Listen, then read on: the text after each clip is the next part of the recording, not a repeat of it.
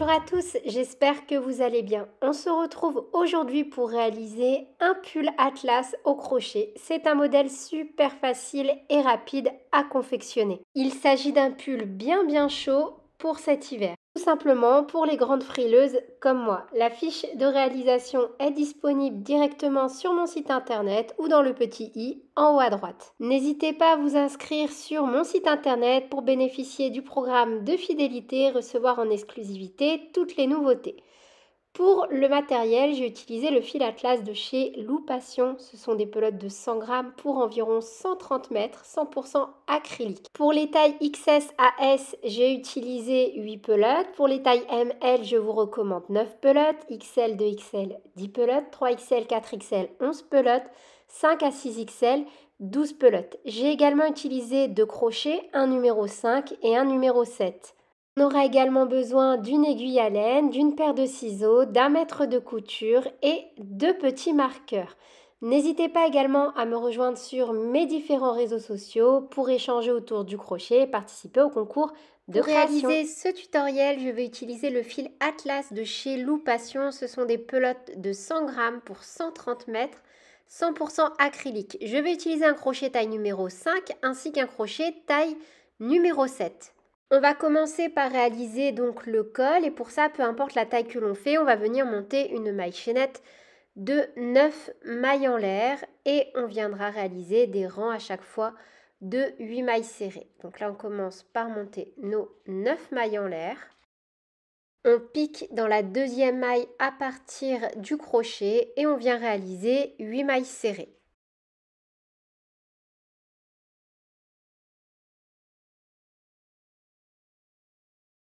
Une maille en l'air, on tourne et on va venir réaliser des rangs de 8 mailles serrées en piquant toujours que dans le brin arrière. Vous voyez, comme ceci. On ne piquera pas dans les deux brins, mais que dans le brin arrière. Et on va faire ça autant de fois que nécessaire pour avoir la bonne taille pour venir former notre col. Et donc, on va venir faire à chaque fois des rangs de 8 mailles serrées en ne piquant que dans le brin arrière. De la taille XS à la taille L, on va faire 50 rangs. XL, 3XL, 54 rangs. 4XL, 6XL, 58 rangs. À l'issue de nos 50 rangs, par exemple pour une taille XS à L, on doit avoir un total environ de 44 cm. Donc n'hésitez pas ensuite à adapter cette taille. Je vais vous expliquer donc directement dans la suite comment faire. Donc une fois qu'on a notre nombre de rangs, on va venir plier endroit sur endroit notre col. On vient ensuite faire une maille en l'air et on va unir, vous voyez, comme sur les images, dans la maille chaînette, ici de base, on piquera à chaque fois dans les deux brins. Vous voyez, on va directement venir glisser le crochet dans les deux brins. Et de l'autre côté de notre dernier rang, on ne piquera à chaque fois que dans le brin arrière, comme ceci. C'est important pour ne pas avoir de démarcation de l'autre côté. En piquant de cette façon-là, quand vous allez retourner votre ouvrage, il n'y aura quasiment aucune démarcation et comme ça, on aura de jolies finitions. Donc sur la maille chaînette, on pique dans les deux brins et de l'autre côté, au niveau du dernier rang réalisé, on ne pique que dans le brin arrière et on fait donc 8 mailles coulées. Restez bien souple quand vous faites vos mailles coulées parce que si vous serrez trop après, il va y avoir un espèce de petit froncement et ça risque de se voir. Et donc une fois que c'est terminé, on vient faire une maille en l'air supplémentaire. On met un petit marqueur, on vient bloquer la maille et je vous recommande vivement de venir essayer votre col. Ça veut dire que si votre col, vous le trouvez trop large, vous allez pouvoir retirer 4 rangs. A l'inverse, si vous le trouvez trop serré, vous rajoutez 4 rangs. Il faut impérativement ajouter ou retirer les rangs par nombre de 4 afin de rester régulier au niveau de notre motif qui suit. Là, vous voyez, de cette façon-là, on a vraiment un joli col. Et donc maintenant, avec le crochet taille numéro 7, on va faire une maille en l'air et on va venir réaliser dans chaque rang que l'on a fait une maille serrée. Chaque bande correspond à 2 rangs. Donc on pique directement dans le rang et on vient faire une maille serrée. Et on vient mettre un petit marqueur sur notre première maille serrée.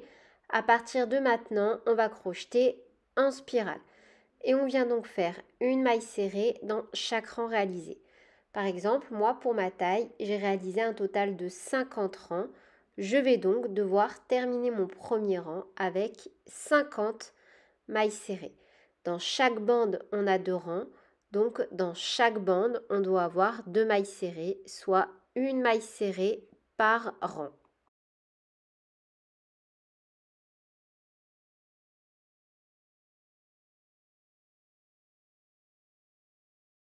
Une fois que l'on a terminé toutes nos mailles serrées, surtout on ne ferme pas par une maille coulée. Donc je vais prendre la mesure. Moi, pour mon col, j'ai environ 25 cm. Vous pouvez l'essayer pour être sûr, encore une fois, et on passe à la suite. On va venir ensuite se munir de 4 marqueurs et les positionner sur l'espace des petits traits rouges où le 1 s'affiche à l'écran. X est le nombre de motifs que l'on a sur le dos et sur le devant. Y, le nombre de motifs que l'on a sur les côtés. Donc Y correspond à la partie des épaules. Pour les tailles XS à L, X sera égal à 13 mailles et Y à 10 pour un total donc de 50 mailles serrées. Il faut à chaque fois aussi compter donc 4 mailles supplémentaires où on va venir faire à chaque fois les augmentations. Pour les tailles XL à 3XL, X est égal à 15, Y à 10 et donc pour un nombre total de mailles serrées de 54. Et pour les tailles 4XL à 6XL, X est égal à 15 mailles, Y à 12 mailles et on va retomber sur un total de 58 mailles serrées. Encore une fois, on fait donc par exemple pour les tailles 4XL à 6XL, 15 x 2, 12 x 2 plus 4 est égal 58. On va venir positionner nos 4 marqueurs. Donc là, dans la partie du dos, on va juste venir diviser cette partie-là et faire en sorte au début que ce soit centré. Donc là, moi, je compte 6 mailles et sur la 7e, je mets un petit marqueur. Ensuite, je compte 10 mailles et sur la 11e, je mets mon petit marqueur. Là, vous vous référez simplement au tableau. Pour le devant, je compte 13 mailles et sur la maille numéro 14, je mets mon petit marqueur et enfin, je compte 10 mailles et sur ma 11e maille, je mets mon petit marqueur. Comme j'ai compté 6, je dois compter 7 pour revenir à 13 dans mon dos. Vous voyez, c'est facile. Donc, j'ai 13 mailles derrière, 13 mailles devant, 10 mailles sur chaque côté et 4 mailles qui sont donc marquées à chaque fois par mes petits marqueurs. Toujours avec mon crochet taille numéro 7, on va venir donc entamer le rang numéro 2. Et pour ça, juste pour la première maille, on va commencer par une maille serrée et on va venir donc remettre le petit marqueur sur cette maille serrée qui correspond à la première maille du rang numéro 2. On va venir ensuite travailler une demi-bride dans chaque maille en piquant à chaque fois dans les 2 brins. Donc on fait une demi-bride dans chaque maille du rang précédent jusqu'à arriver à notre marqueur.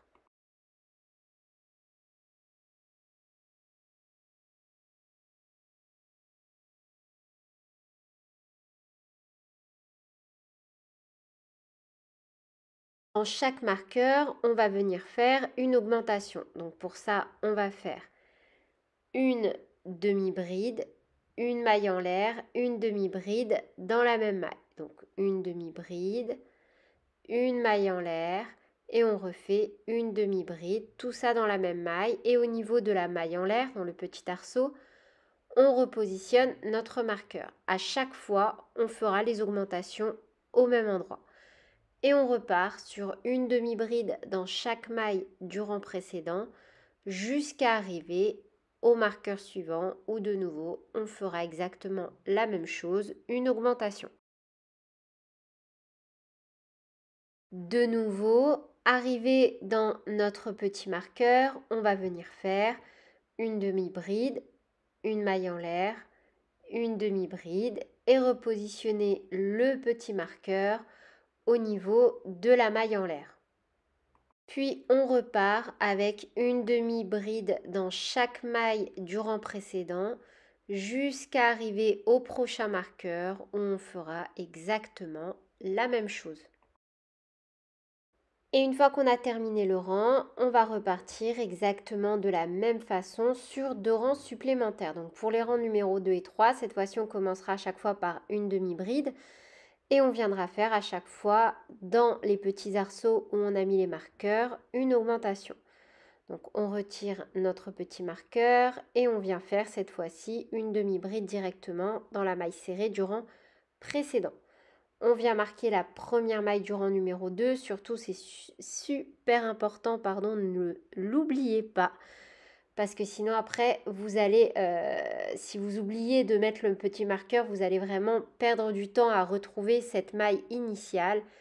Et on est reparti avec une demi-bride dans chaque maille du rang précédent et arrivé donc dans chaque arceau où on a la maille en l'air et le marqueur, on refait une demi-bride, une maille en l'air, une demi-bride au même endroit et on remet notre petit marqueur.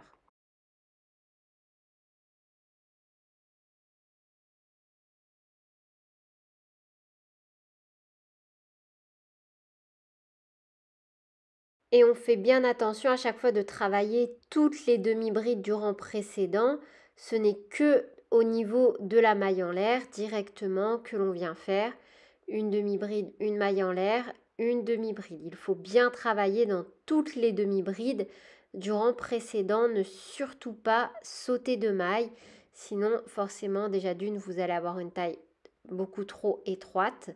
Et en plus de ça, vous allez avoir quelque chose de pas du tout harmonieux au niveau du tombé sur les épaules. Vous poursuivez le rang numéro 2 comme ceci. Vous faites un troisième rang et on se retrouve juste après.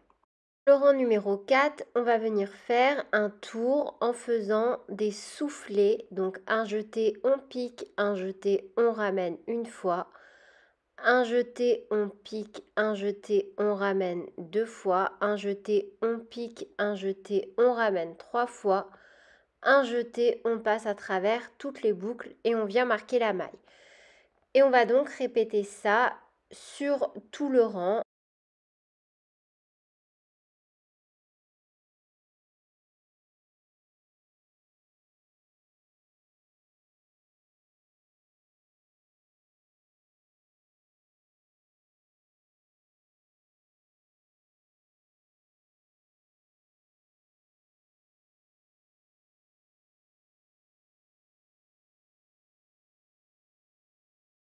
Arrivé à notre petit marqueur, on fait directement une maille en l'air et on va venir sauter l'espace. Vous voyez, on ne va pas venir travailler de souffler à l'intérieur.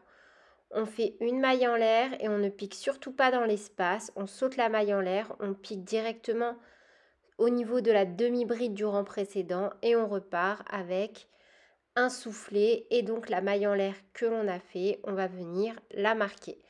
Et à chaque fois qu'on arrivera à un marqueur, on fera la même chose. Donc on fera simplement une maille en l'air que l'on viendra marquer de nouveau. Et on poursuit de la même façon jusqu'à la fin de notre rang. Voilà pour le résultat à la fin du rang numéro 4. Pour le rang numéro 5, on va répéter le rang numéro 3, sauf que l'on va remplacer les demi-brides par des brides.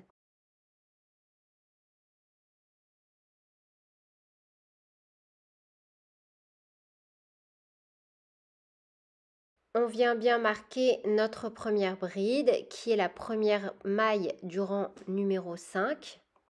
Et on vient faire une bride dans chaque maille du rang précédent jusqu'à arriver à notre marqueur.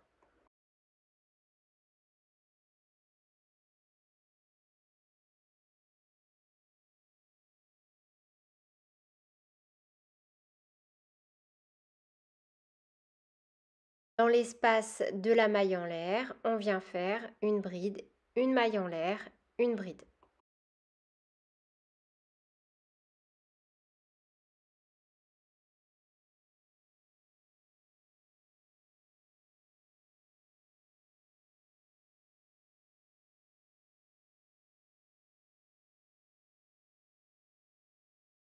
prends avec une bride dans chaque maille du rang précédent. Donc j'ai déplacé mon marqueur exprès pour vous montrer en image qu'il ne faut surtout pas oublier de travailler dans la première maille après la maille en l'air.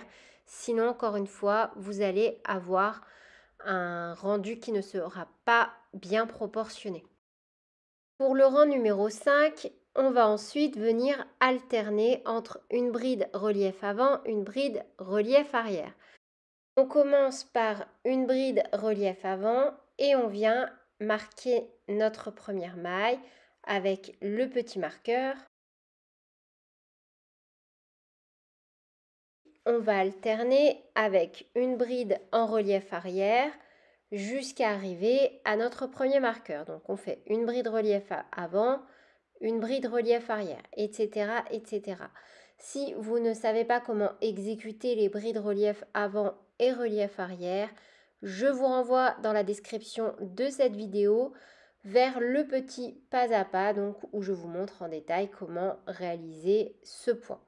Donc un coup on passe le crochet vers l'avant en enveloppant la bride du rang précédent, donc par l'avant.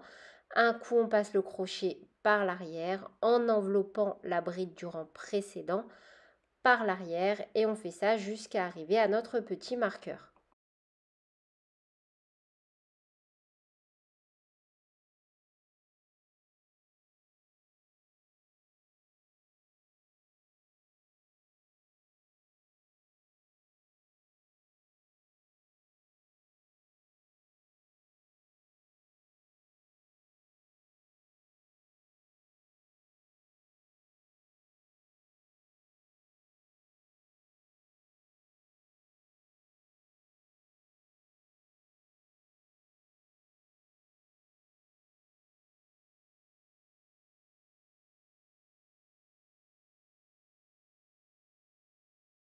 Arrivé au niveau de notre marqueur, dans le petit arceau, on refait une bride, une maille en l'air, une bride au même endroit et surtout, on vient repositionner notre marqueur au niveau de la maille en l'air.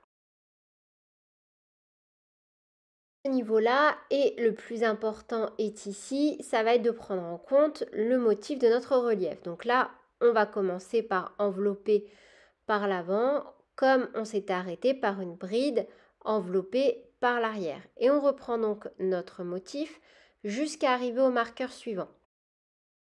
De nouveau, donc là, dans le petit arceau, on va faire une bride, une maille en l'air, une bride. Et comme on s'est arrêté avant l'augmentation par une bride en relief arrière, on va reprendre le motif avec une bride en relief avant.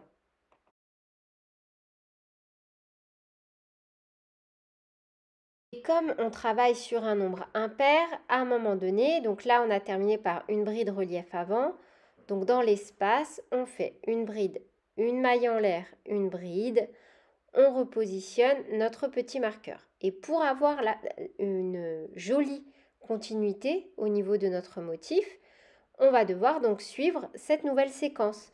Donc cette fois-ci, on va reprendre avec une bride en relief arrière. Vous voyez, comme ça, sur le rang suivant, quand on va venir travailler dans l'augmentation que l'on vient de créer, on va garder notre motif.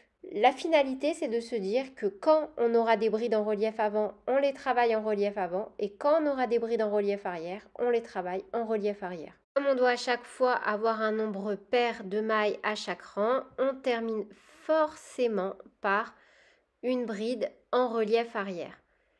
Et on va reprendre donc avec une bride relief avant, une bride relief arrière, etc., etc. Là, vraiment, tout se joue au niveau du motif. Vous allez voir, c'est un motif pair, donc forcément, on alterne à chaque fois entre une bride relief avant, une bride relief arrière.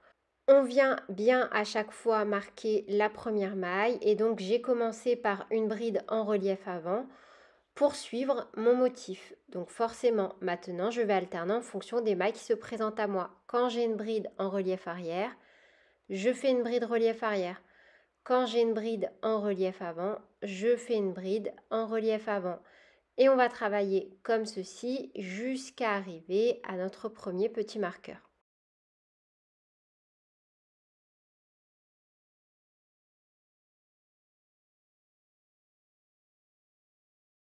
Et donc, arrivé à notre marqueur, on vient travailler donc dans la continuité comme on a fini par une bride relief arrière, une bride relief avant.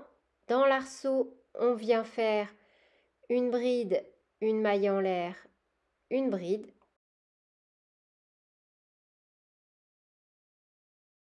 On repositionne notre petit marqueur au niveau de la maille en l'air.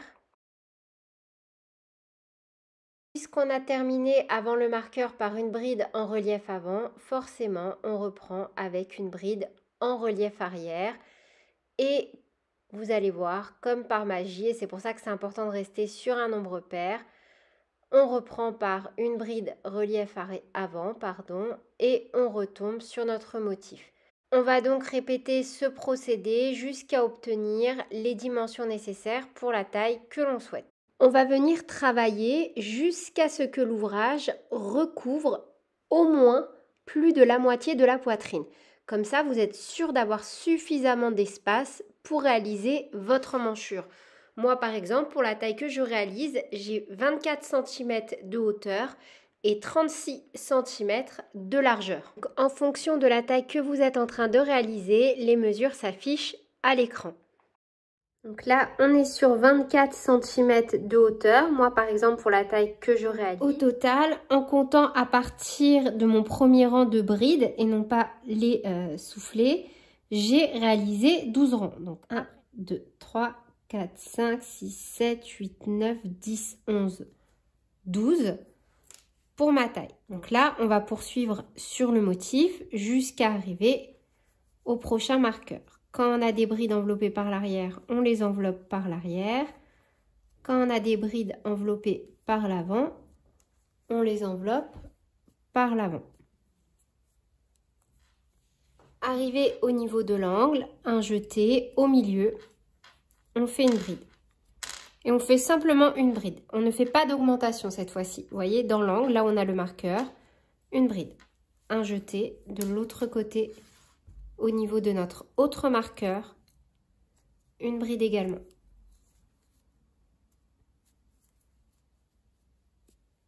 On vient de former la première emmanchure.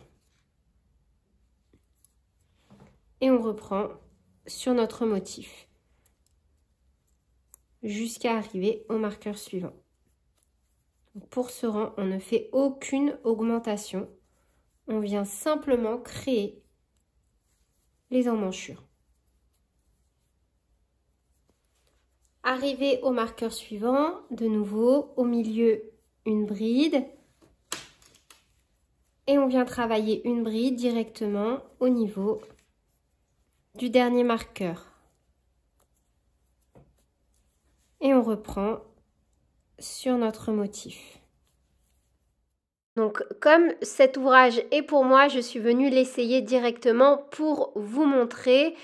Donc déjà au niveau de l'emmanchure, vous devez avoir suffisamment d'espace pour être à l'aise. Vous devez pouvoir bouger vos bras et voilà le rendu. Donc si c'est pour vous, voilà comment ça doit tomber. Sinon n'hésitez vraiment pas à vous baser par rapport à un maillot plus petite taille ou plus grande taille si vous le réalisez pour quelqu'un. Vous voyez pareil au niveau de la continuité du motif, on va faire en sorte de rester dessus.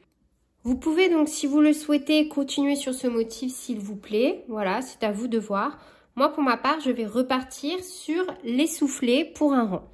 Donc, un jeté. Cette fois-ci, je pique dans les deux brins normalement.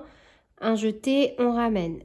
Un jeté, on passe. Un jeté, on ramène 2 fois. Un jeté, on passe. Un jeté, on ramène 3 fois. Un jeté, on passe à travers toutes les boucles et je viens marquer ma première maille. Un jeté et on va faire ça donc dans toutes les mailles. Des soufflets de 3. Un jeté.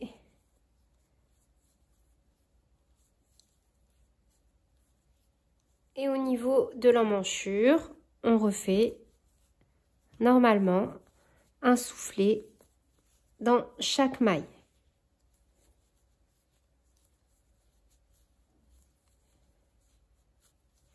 Voyez, et on reprend, on fait tout le rang de la même façon.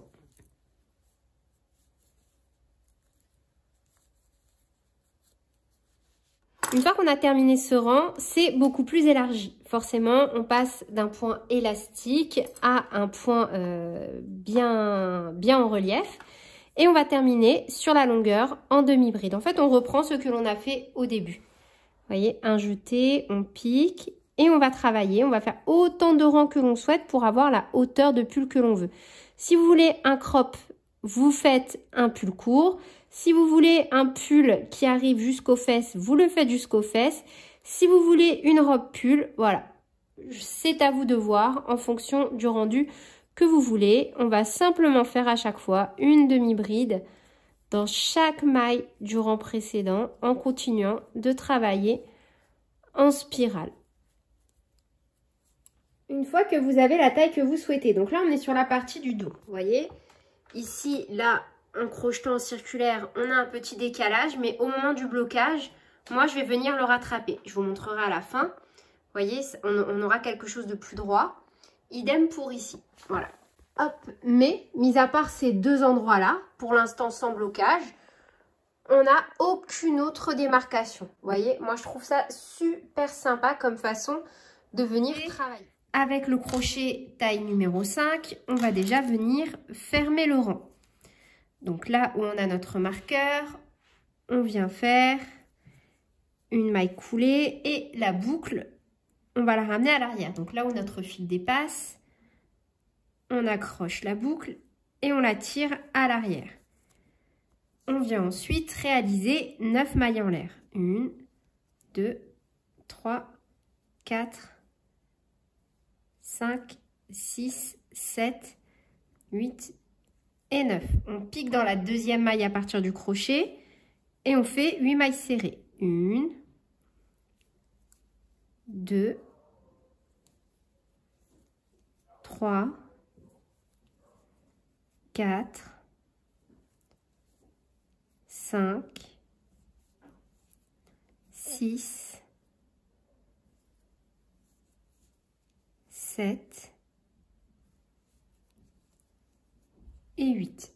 Au même endroit, là où on a notre marqueur, donc au niveau de la première maille, on vient faire une maille coulée. Dans la maille suivante, on fait également une maille coulée. On tourne et on saute les 2 mailles coulées qu'on a fait. 1, 2. On pique dans la troisième maille et cette fois-ci, et ça jusqu'à la fin de notre bordure, on ne pique que dans le brin arrière à chaque fois. Et on refait 8 mailles serrées. 1, 2, 3, 4, 5, 6, 7 et 8. Une maille en l'air, on tourne.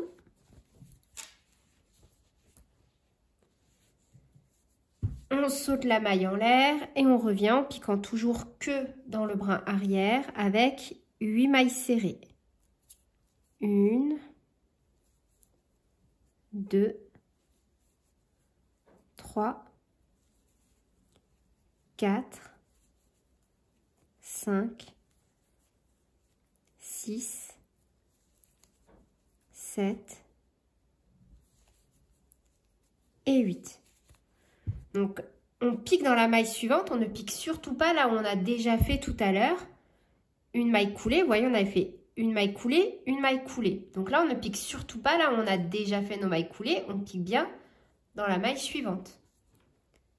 Et on refait donc une maille coulée, 2 mailles coulées.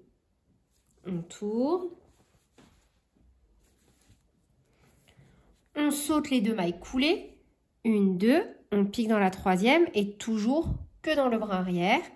Et on refait 8 mailles serrées, 1, 2 et 8. Une maille en l'air, on tourne et on va répéter ça sur tout le tour jusqu'à arriver ici.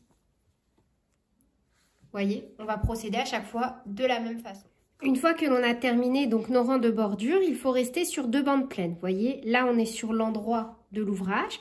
Donc là j'ai une bande qui correspond à 2 rangs et une autre bande qui correspond à 2 rangs. Donc on plie comme ceci.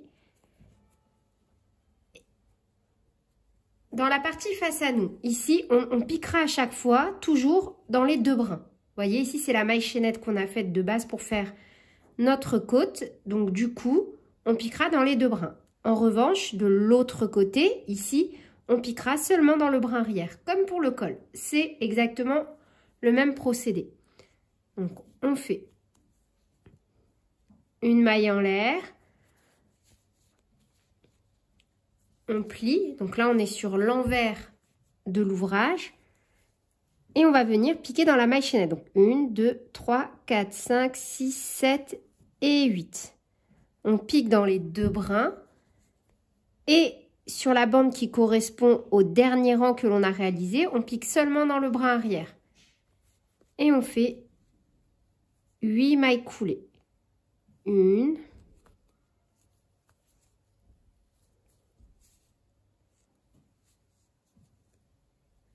2 et 8.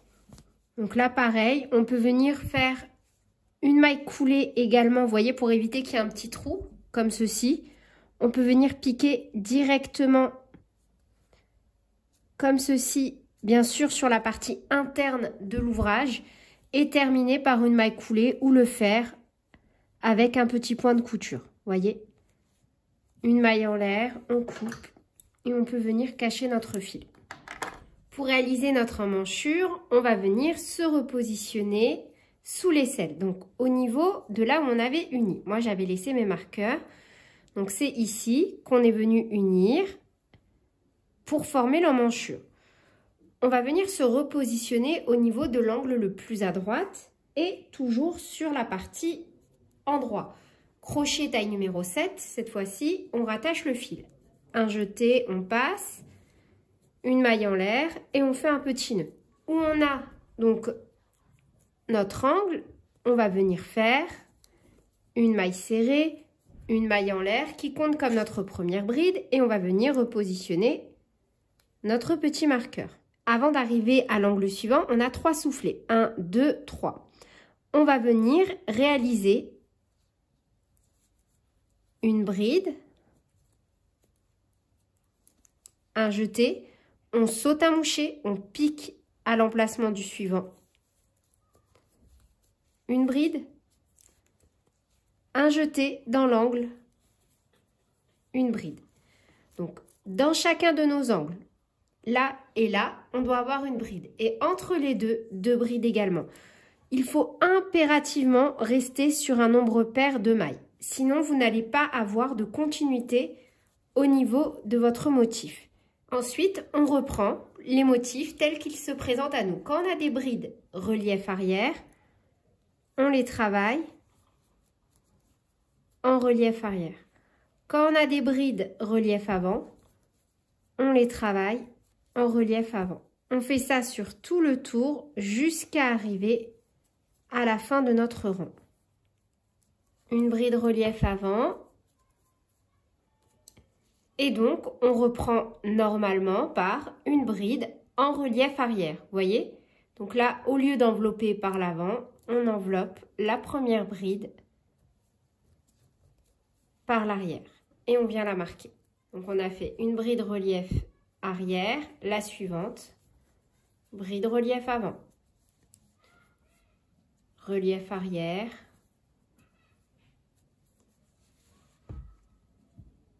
relief avant. Et là, forcément, on retombe sur notre motif. Vous voyez? Ça, c'est super important de rester à chaque fois sur un nombre pair pour la continuité du motif. Donc maintenant, vous n'avez plus qu'à continuer comme ceci en spirale.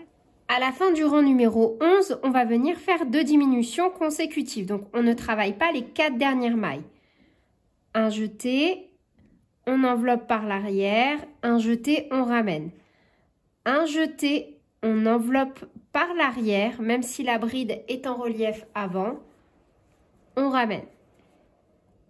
Un jeté, on passe à travers 4 boucles. Un jeté, on passe à travers les 2 dernières boucles. Et pour la diminution suivante, un jeté, on enveloppe par l'avant, un jeté, on ramène. Un jeté, on enveloppe par l'avant, un jeté, on ramène. Voyez? En fait, ce qui est important, c'est de venir faire 2 diminutions consécutives pour ensuite retomber normalement sur le motif. C'est vraiment le plus important à retenir au niveau des diminutions sur ce point. Et on poursuit donc de nouveau en suivant normalement le motif.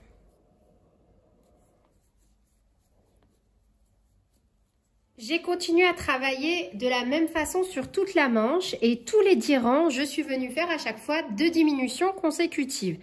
Donc moi, j'ai travaillé un total de 32 rangs, mais en petite indication, si c'est pour vous, en fonction de vos bras et de ce que vous voulez, en gros, je me suis arrêtée à peu près à là, au niveau de mon poignet, avant de venir réaliser ma manchette. Donc là, j'ai déjà réalisé une première manchette, vous voyez, comme ceci. Donc là, on est toujours sur de la côte, sauf que cette fois-ci, j'ai réalisé mes côtes en maille coulée. Donc une fois que vous avez la taille que vous souhaitez, on va passer à la réalisation de la manchette. Donc là, où on a notre première maille du rang, on va venir faire une maille coulée.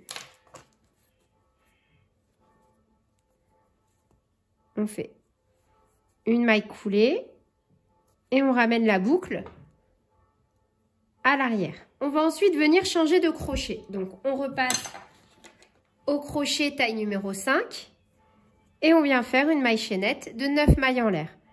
1, 2, 3, 4, 5, 6, 7, 8 et 9. On va venir faire exactement la même chose que pour le bas de notre pull, sauf que cette fois-ci, au lieu de faire des mailles serrées, on va faire des mailles coulées.